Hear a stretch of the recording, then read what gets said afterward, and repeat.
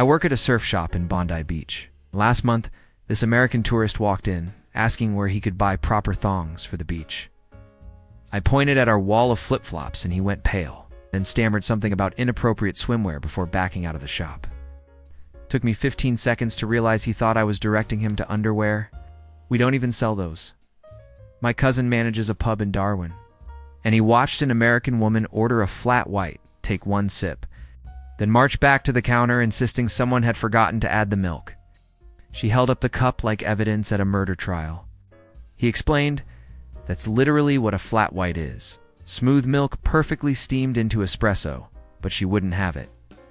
She pulled out her phone, showed him a picture of an American latte, and said, "This is what coffee with milk looks like, mate." She actually used the word mate sarcastically. He remade her drink with extra foam just to avoid the lecture about international coffee standards she was winding up for. I'm a taxi driver in Melbourne. And I picked up this American bloke who asked if I could take him somewhere not too dear. One suggested a few affordable restaurants within his budget. He looked confused, repeated that he wanted somewhere not too dear, and I kept recommending budget places. After 10 minutes of this circle, he finally shouted, "I don't want somewhere expensive." Turns out, he'd been reading Australian travel blogs and thought dear meant affordable because of the word endearment. He'd literally interpreted it backwards. Figured Australians called cheap things dear as a term of affection. When I explained dear means expensive here, he accused me of inverting basic English and insisted Americans had it right because affection should equal affordability. My sister works reception at a hotel in Brisbane, and this American couple checked in, asking what time they should arrive for their dinner reservation at 7. She said, "Oh, just rock up around 7, and they stared at her like she'd spoken Mandarin. The husband asked what rock up meant, and she explained it means to arrive casually. The wife's face shifted from confusion to genuine offense.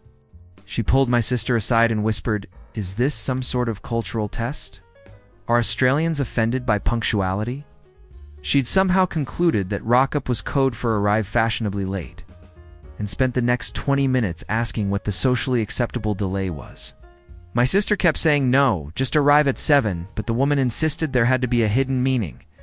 She showed up at 7:30, apologized profusely for being too early, seemed devastated when my sister explained she'd just missed the first course. I run a cafe in Perth, and last week an American guy came in, ordered a flat white, then asked where the cream and sugar station was.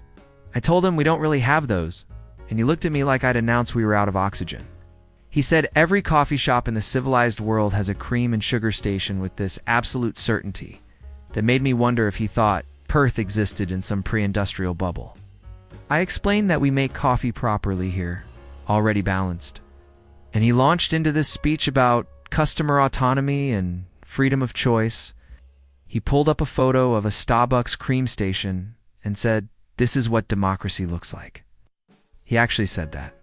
About coffee condiments I collect these stories full-time because most people only experience one or two tourist moments, then never connect the pattern. If you want the cultural dots connected before anyone else notices them, subscribe.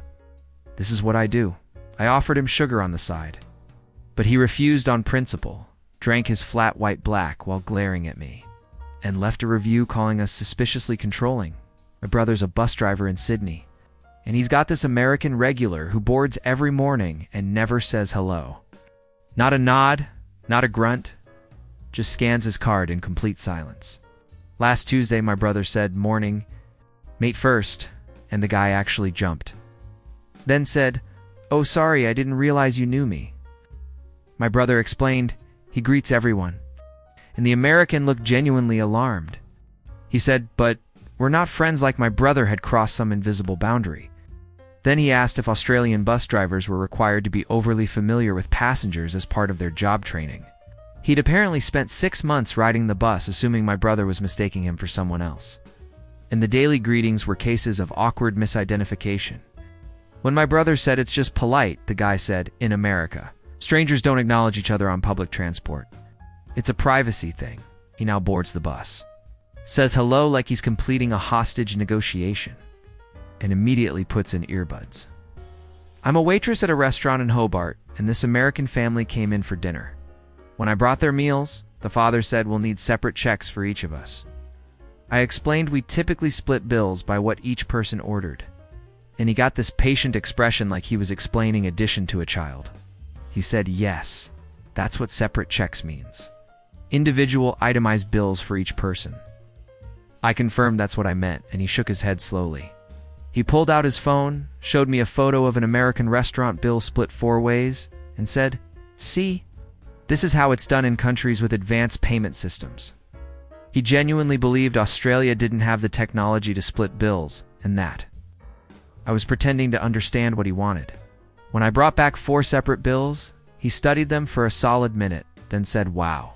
He actually figured it out like I'd just solved quantum physics. His wife tipped extra for the effort. My mate owns a bakery in Adelaide, and last month an American tourist came in asking for a real Australian meat pie. He sold her our signature beef and mushroom pie, and she came back 20 minutes later holding it like a dead fish. She said this has vegetables in it with this tone of absolute betrayal. He explained mushrooms are part of the recipe, and she said American pot pies don't have mushrooms. Pot pies are a British invention that Australia got from America, so why are you changing the recipe? She'd somehow convinced herself that meat pies traveled from Britain to America first, perfected their form there, and then Australia copied the American version incorrectly. My mate tried explaining that Australian meat pies are their own thing, and she cut him off with Gordon Ramsay says the customer is always right about food, which is definitely not something Gordon Ramsay says. She demanded a historically accurate pie, which apparently meant no vegetables. And when he said, that's just a plain meat pie, she accused him of dumbing it down. I worked the counter at a fish and chip shop in Cairns, and this American couple ordered to serves asking what came with them. I said chips and your choice of seafood, and they asked what side dishes we offered. I repeated chips and they exchanged this look like I was being deliberately obtuse. The husband said, right, chips, but what else? I explained, that's it. Fish and chips is what we serve. And he leaned in like he was sharing a secret. He said, listen, I get it. You're trying to upsell us. But we just want to know what's included in the base price. I told him again. Just chips? And his wife whispered, honey. I think they only serve chips here, with the same energy you'd use to say I think this is a cult. They ordered anyway, but kept glancing around like they expected hidden side dishes to appear. When I brought their food, the husband said, oh, it really is just chips, sounding genuinely amazed. He took a photo of his plate and said, wait till I show everyone back home that Australia has 1-item sides. My dad runs a barbecue joint in Newcastle. And last summer, an American bloke came in for our lunch special. When my dad brought out the plate, the guy stared at it and said, where's the coleslaw? My dad explained, we don't automatically include coleslaw unless you order it, and the American looked staggered. He said every barbecue place in America serves coleslaw with the meat. It's like physics. My dad offered to add it for extra, and the guy shook his head saying, no, don't understand, it should already be here. The absence of coleslaw violates the fundamental principles of barbecue. He pulled up photos of American BBQ plates on his phone, each one with coleslaw, and said, see, this is what proper food service looks like. He ate his meal while occasionally glancing at the empty space where coleslaw should have been. And on his way out he said, you Aussies really need to study American cuisine, completely missing that he was in Australia eating Australian food. I work at a cafe in Fremantle, and an American woman came in asking for normal bacon, because she'd been served weird bacon everywhere else in Australia. I asked what she meant, and she described our bacon, which is what we call bacon. She said, no, I mean crispy bacon strips like in America. I explained that's just a different style, and she got frustrated. She said, but bacon is supposed to be one way. Everyone knows that, suggested she was thinking of American-style bacon. And she snapped, America didn't invent bacon, but we perfected it, which means our way is correct. She had this whole theory that because American bacon is crispier, it's more evolved, and that Australian bacon was primitive bacon that hadn't finished developing yet. I served her our bacon anyway, and she ate it while muttering about food devolution and how Australia was stuck in the bacon dark ages. My uncle's a tour guide in Alice Springs, and he took this American group to Uluru. One of them asked how far it was from Sydney. And my uncle said about 3 hours by plane. The guy responded only 3 hours. That seems short. My uncle explained, Australia is large. And the man shook his head saying, but America is bigger, and our flights are longer. My uncle clarified that different distances take different amounts of time. And the American said, right, but if America is bigger than Australia, then Australian flights should be proportionally shorter, which means 3 hours seems like too much. He'd created this bizarre formula where Australian flight times should be scaled down based on America's size. He spent the entire tour arguing that the flight should have been 90 minutes when you do the math properly, and asked if Australian pilots flew slower because metric measurements confuse the instruments. A train conductor in Queensland. And last month, an American passenger asked me to turn down the air conditioning because it was freezing. It was 28 degrees Celsius inside the carriage. I explained that's actually quite warm, and she said no, 28 is below freezing. Water freezes at 32. I realized she was thinking in Fahrenheit and explained the Celsius conversion. She stared at me, then said, why would Australia use a temperature scale that makes everything confusing? I mentioned that most of the world uses Celsius, and she said most of the world is wrong then. America's system makes sense because it's based on the human body. I asked what she meant, and she explained that Fahrenheit goes from 0 to 100 as cold to hot, which she claimed was intuitive. She couldn't explain why 32 was freezing instead of 0. Just insisted that Americans calibrated it correctly. My brother works at a car rental in Gold Coast, and an American tourist asked why all the cars had the steering wheel on the wrong side. My brother explained Australians drive on the left, which means the steering wheel goes on the right. The American said, no, why haven't you switched yet?